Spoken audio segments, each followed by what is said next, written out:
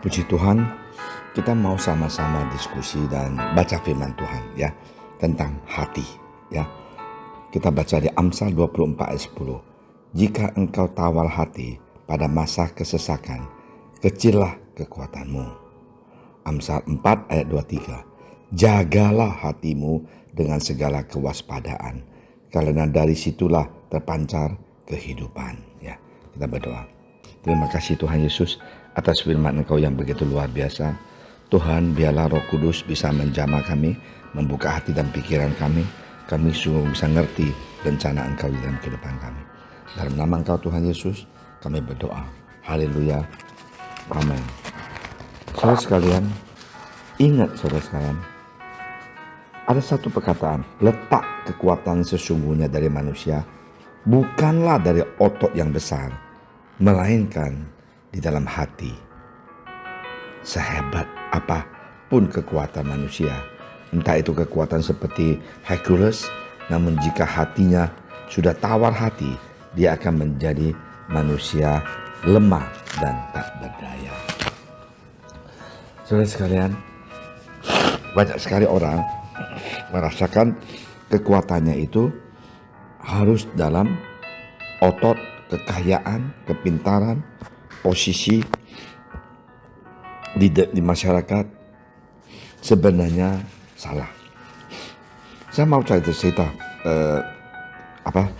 cerita yang benar. Itu Raja Kipas ya, dulu di zaman 80-an sampai tahun 90-an, yang menciptakan pabrik kipas. Karena waktu itu kan belum ada AC segalanya, ada tanah.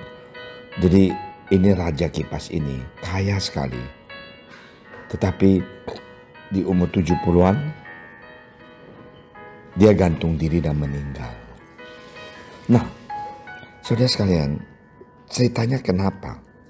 Karena sejak dia memberikan segala kuasa, segala hak kepada anak-anaknya, anak-anaknya itu tidak pernah datang jenguk dia dan anggap dia ada orang tua yang hanya tunggu mati. Dan hatinya hancur, hatinya kecewa, hatinya merasakan dia hidup di dunia ini sia-sia dan dia bunuh diri.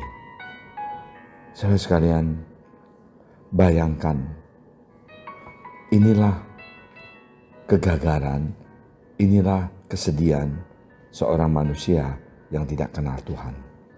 Dia merasakan kalau dia dengan kekayaan dia dan posisi dia di masyarakat, dia sudah sukses, dia sudah nikmati segalanya.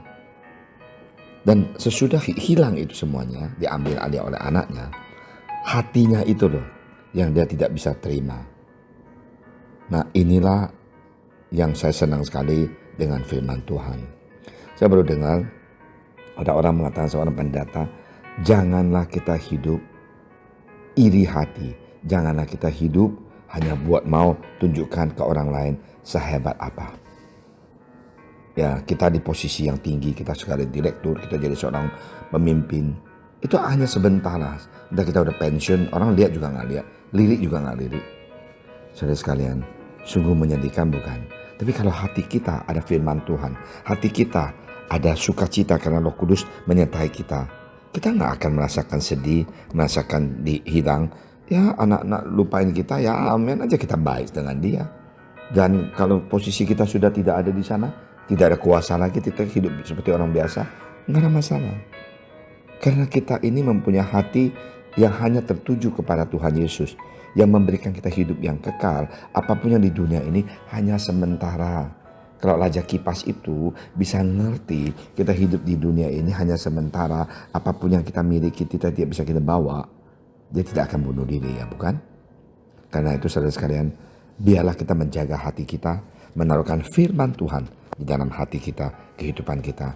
Kekecewaan, kegagalan, tantangan apapun datang, kita tidak akan takut. Karena kita mempunyai pendamping, kita mempunyai penghibur, kita mendapatkan kekuatan di dalam Yesus. Mari kita berdoa. Terima kasih Tuhan Yesus atas firman Engkau. Biarlah firman Engkau menjadi kekuatan di dalam kehidupan kami. Tolonglah kami, Tuhan, jamahlah kami supaya kami senantiasa bisa memandang hanya Engkau dan cinta Engkau. Dalam nama Engkau Tuhan Yesus, kami berdoa. Amin.